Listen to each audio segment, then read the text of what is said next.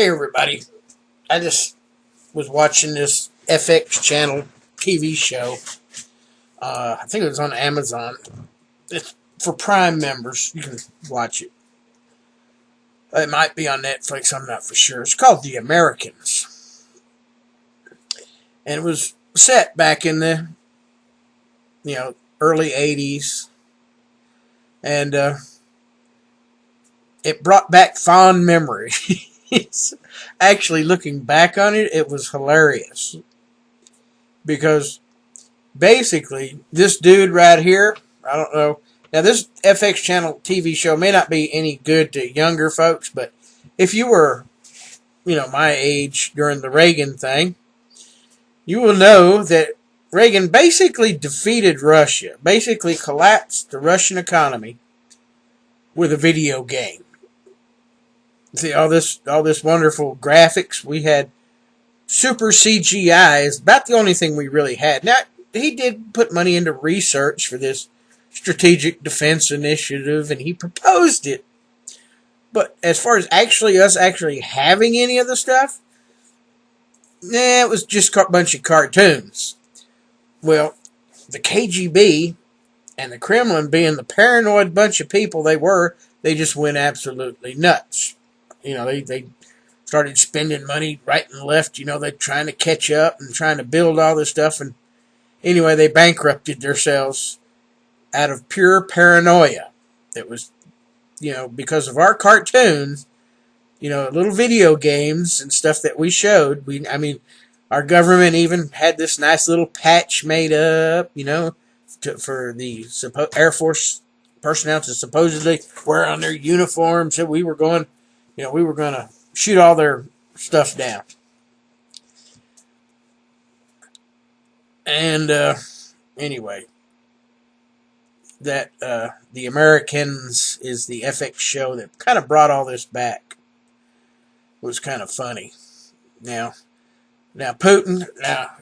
If you happen to see my video here, just get over it, man, because they're doing it to you again. We got this F-22 Raptor that's invisible. The big reason it's invisible is because it doesn't emit any radar signal. While your little fighter planes are up there looking around, shooting their radar everywhere, all we're doing is picking up your bounce signal. Okay, let me put it to you in ham radio terms. There's ham radio operators that actually point their antennas toward the moon, and they shoot signal up to the moon. It bounces off, and we can receive a bounce signal. So, basically what the F-22 Raptor is doing, and I'll use this old Star Wars graphic to explain the Doppler shift radar system, which isn't really radar, it's just a receiver. But it receives, and it has this really, really accurate clock. That's the secret. Well, don't tell anybody I told you the secret of how this thing works. It's got this super accurate clock. Now, I'm not going to go ahead and tell you what frequency all the GPS stuff operates on, because then every numbnut in the world out there is going to try to build a jammer. But it's not just GPS. But I'm going to use GPS as an example. Just an example. They have other frequencies, and it can be done. This thing called spread spectrum frequency hopping technology, which is basically the little radar unit can receive all different radio frequencies, and all different frequencies bounce off of objects in different ways. So let's say, just pretend, this is just pretend, we got some satellites up here. Each of these satellites is emitting 2.4 gigahertz, which is the same thing our Wi-Fi uses, okay? And we're just pretending now. We just pretend. It's just the basic conceptual idea of how this. It can't be called radar because it's just a receiver. Anyway, these satellites up here, this one here is pointing the signal toward the Earth at 2.4 gigahertz, and this one over here is pointing the signal at the Earth at 2.4 gigahertz. But maybe just a few hundred megahertz off. This one has a few hundred, and let's say this is 2.4, and this one over here is 2.3 gigahertz. Makes it simple, okay?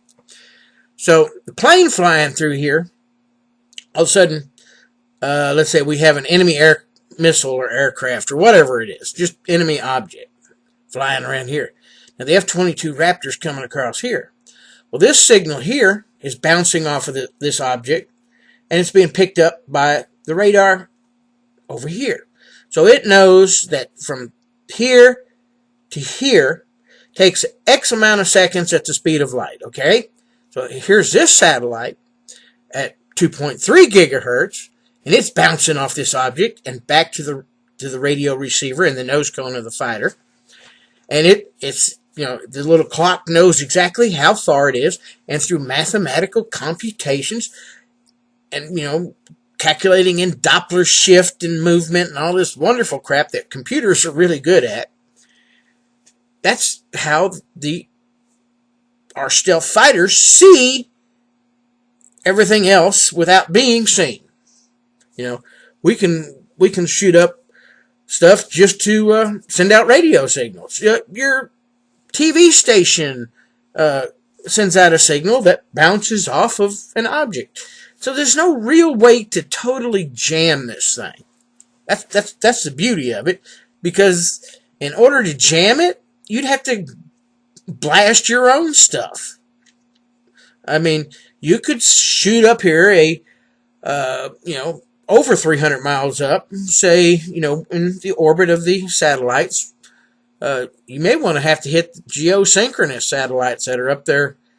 What are those things? Those are like 1,000 miles up. Anyway, you'd have to pop a nuke up there and just fry the electronics in all them satellites, and pop another nuke down here and fry all the radio transmitters to even cause a minor problem to this system, because it can shift frequencies, and it's just, if you want to wipe out all the electronics on Earth, you might cause the Raptor a little bit of problem, but then they've got backup systems that they can switch to standard optical and heat seeking, and they do have radars that they could turn on if they needed to. Mostly the missiles that they fire have little built-in tiny little radars. The I think it's AMRAAM 120. It just pops off at you. So, don't get excited about the cartoons the government has. Just go play in your sandbox. And if we could get our government to play in our sandbox, if everybody would stay in their own sandboxes, we wouldn't have so many turd battles. That's just my opinion. Instead of the Russians slinging crap and the Israelis slinging crap and the Americans sling crap and the Africans got to sling some crap, everybody has to sling a bunch of crap at each other. But if we could play in our own sandboxes, and if our government can't even leave its own people alone, they got to be in everybody's sandbox. I can't defend our government because they want to be the bully on the block and kick sand in everybody's faces. But anyway, all this video came out of that TV show I watched, and I just thought it was hilarious. So don't forward this to any Russians. If anybody was to figure out how that radar system on those stealth fighters work, it would just be awful. But I bet they already know. It's just like a long time ago, back when I was in a thing called higher education. Yeah, Hillbilly went to that thing. They called it technical college. Learned lots of useless stuff, really. But there was a class, I think it was Human Relations and Business I went to. I forget what class it was, but you'd be surprised how much damage you can cause just by going in an elevator, and let's say you and a friend work in a hospital. You can get in a crowded elevator and talk to each other about this new drug that they just invented that cures cancer. And before you know it, it'll be on the Alex Jones channel. Just because y'all had a conversation in a crowded elevator. And by the time the story got out, it'll be a secret government program. So, yeah, the government loves, especially, the, what do you call it, the spy people. They love to put out things that we don't have. They want the Russians to think we have UFOs. Yeah, we've got a bunch of them. Go ahead and spread that rumor out there. That way, the Russians and everybody else is all paranoid because they think we got something. And, they want the world to think that, they don't want us to think it, but they leave the little whispers out there that HARP is going to fry all our brains. Because that keeps everybody wondering. I mean, everybody's watching this hand. Well, they're taking this hand and sticking it in your pocket and stealing more money. You will find out where they're going. Follow the money trail. The puppet masters, Anyway, that's just my opinion. Okay, I've done ranted for 11 minutes now. I'm going to leave because most people have the attention span of mine about shorter than a gnat. So, anyway, y'all have a good one there. And all of y'all the show is not child-friendly. Not child-friendly show. Don't let young children watch the show The Americans on FX channel. All right. Talk to y'all later.